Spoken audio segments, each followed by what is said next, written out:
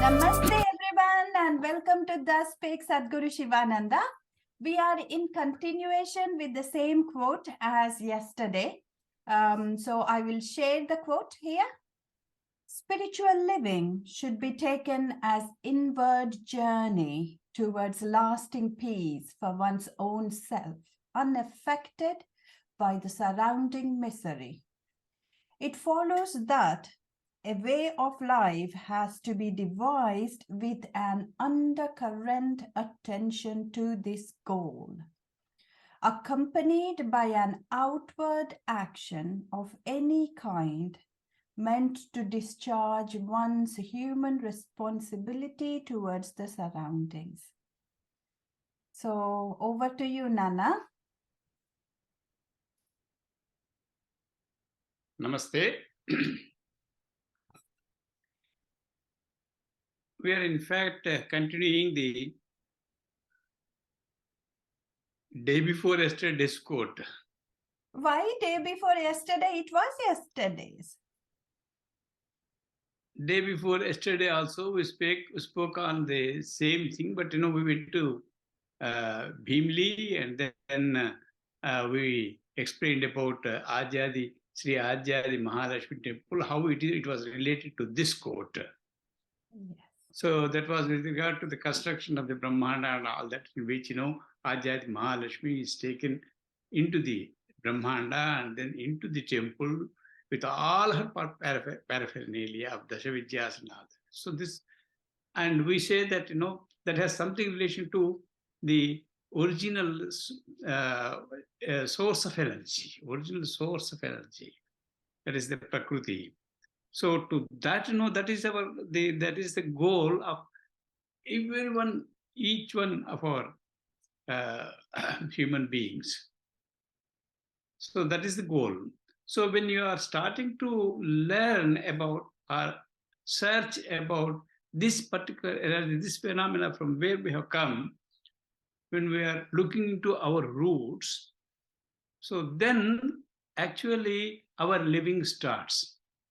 That's what we have taken it up. Then here Guruji has, in this quote, he has specified, he has given at least 3 to 4 key words in phrases, like spiritual living, he said. So earlier, we have distinguished this living with some other things, and then here we are introduced to a kind of living which is known as spiritual living. What is spiritual living? For the spirit is spiritual living. So we are living, we are working, we are doing sadhana, or whatever it may be, even search, sadhana, dhyasa, dhyana, yajna, so many ways. Our main goal is to find out what is that original spirit from where we have imbibed this spirit of existence. So spiritual living is something different from our normal living. Now, as normal living, we are having a family life, but then we have so much of environment, and we are involving ourselves in cultural activities, in political activities, so many activities around us. This is surrounding. Our surrounding is full of activities. So this spiritual living takes you differently, different surroundings, where you don't find all these things. You don't have these surroundings which you are encountering here, or enjoying here, or suffering from that, because Guruji also refers to the misery around. Because when you are looking at the surrounding, with what intention you are looking at, with what emotion you are looking at the world looks like that. Guruji says it is your mirror, the mirror of your mind. So if you are looking at the world, you are only looking at your mind, how it works, how it is working. The same way, Guruji, some Buddha, he says the whole world is suffering. So everybody is encountering with the suffering itself. In the world, he doesn't find any other thing rather than suffering. So what is that suffering? Suffering means the one who is put in a jail, who is not allowed to move out, who is not allowed to have his own actions, who is not allowed to have his own desires. So that is something that we are constrained. We are put in a cell. So for him, the whole life, the whole world is something like a cell, and he is forced to, as we were tracking down into our inner cells. So we are now tracked down into this bigger cell. So it is something like an open cell. We can say that it's an open jail. Maybe it's an open jail. So this is also a suffering. This suffering, what Buddha says, no, even your happiness is also suffering, he says. If you think that you are happy, next moment you may not be happy. Happy is momentary. So it is followed by suffering. And suffering is followed by one momentary happiness. But happiness is temporary, but suffering is continuous. There will be some dots here and there where the happiness is. You may feel that it is happiness. But that happiness also goes. If you are a wealthy man today, like Adani yesterday, so you may be a wealthiest man now. But what about tomorrow? Because he will be always suffering from the idea that tomorrow he may not be having this wealth with him. So the whole world is filled with the suffering. It is a jail. So one has to get liberated. That's where the question of liberation comes. So this liberation comes only when you find something different one, some different abode where you don't have the suffering. You want to jump from here to there. So this spiritual living is a living where it keeps you away from this normal living, and you would only be pursuing that, the goal, the spirit, the goal, the original, what you call, the energy, the original Chaitanya or original consciousness, whatever you name it. So you are only looking for that. So here, why are you going there? Why are you living this? This you are living because it is misery, suffering, worries, anxieties, and this and that. So you want to go to that abode where there is lasting peace. Here our peace, our happiness, our suffering are momentary. They are moving on. They are not statutory. But you are looking for an abode which is having lasting peace. This is how this lasting peace is achieved. Having this same kind of mind and body complex within the surroundings. So this is where the essence of Bhagavad Gita is filled in here. The entire 18 yoga parvas of Bhagavad Gita are brought into one small homeopathic bottle, a small bottle, a tincture bottle, where he has kept the entire thing, the essence here in this quote. This is the most important thing that one has to look into. So if one want to leave everything and go, because the moment he finds that this is a bigger jail and then there is suffering, there is nothing but suffering, then you want to go to a place of peace of mind, where it's a lasting peace. So if you want to go that, so your consciousness has to be raised to that level of consciousness where it is entire lasting peace. Then what you have to live the entire thing. That living is itself different. So that spiritual living is there. Suppose, how do you reach that place? With what kind of sadhana? With what kind of trials? With what kind of tribulations you may encounter in the path. But he says it is not at all necessary for all this. He says, first you have to look into, you have to put a goal and be in the jhasa. Technically, it is a very difficult job, because we have seen the lives of so many great men who have achieved this. There are so many people. Bhagavan Ramana Maharshi is there. His life also we know. And there are so many Bauddhic gurus. They have achieved that. The jinas are there in Jain religion. They are also there. They have also achieved this. Our yogis are there. All are, we have several examples. A recent historical example is Shankara, Adi Shankara. So he left his this worldly life at the age of 7, and he wanted to have the permission of his mother because he was a boy. He cannot take a decision by himself. Then mother doesn't want to give.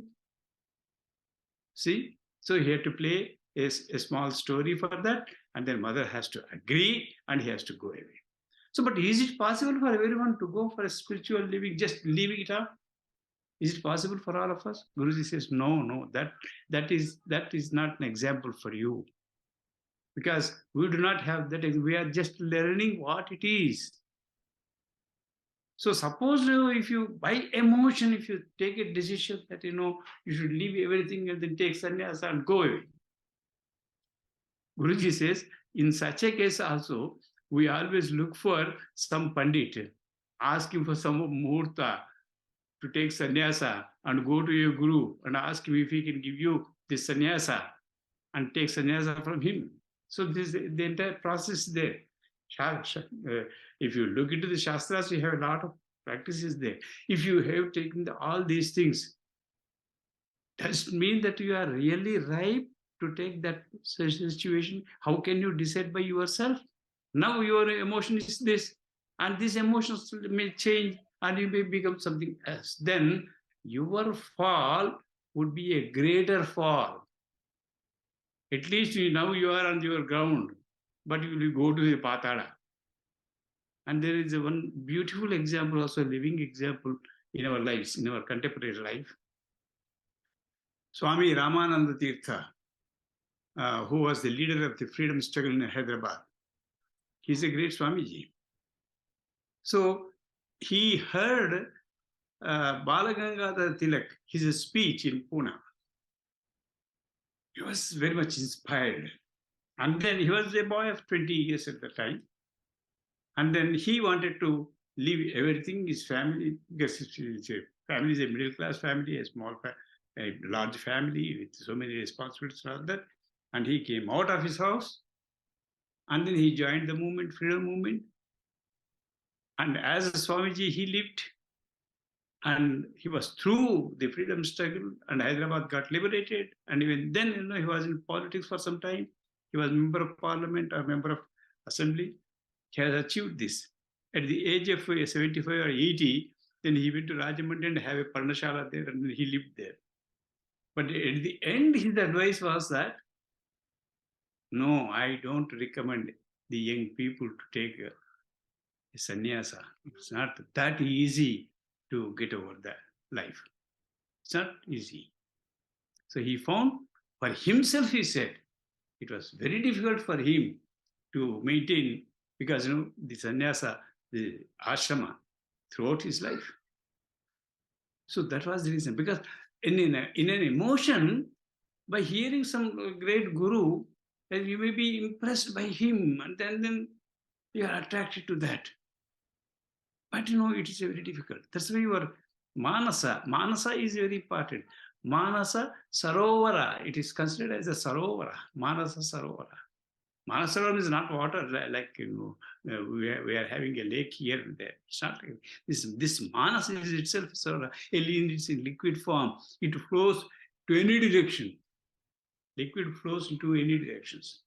So this manasa sarovar, so it would be very calm and quiet. This is still, we have this at Mount Kailas, we have manasa sarovar.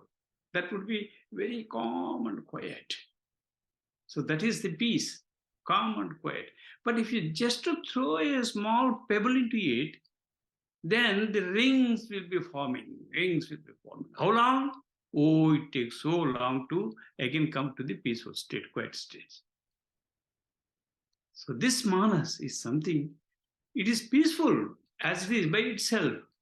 But you are putting something into it, some thinking, some alochana, some thought, some this and that. It perturbs it. And then this manas goes on moving, it won't leave you to be quiet. So you are looking for an abode of lasting peace, where your mind cannot enter. Suppose if your mind is not disturbed, mind is generally disturbed by your five senses. So these five senses must be numbed now. And the manasa stays still. And then you enjoy the peace. The peace is not ananda again. Peace is not an ananda again. But that peace is something which we cannot understand unless we experience it. So when we have understood this, then after reaching that state, that nothing can disturb you, nothing can disturb your peace, then of course you can come back to this world. It's not that we are going to an oblivion. Guruji says, no, we are not supposed to go for oblivion. So what is there? If you go into oblivion, where you do not know who you are and what is there, what exists there. So you should not jump into the oblivion. That's the last step. That you can just jump into that, upgrade yourself into the ananta. You are going to infinity. So you can go to the infinity. But if you go into infinity, you are not there, you doesn't remain. So you have to go up to that level where your mind can stand still like Manas Sarovara and nothing will disturb you.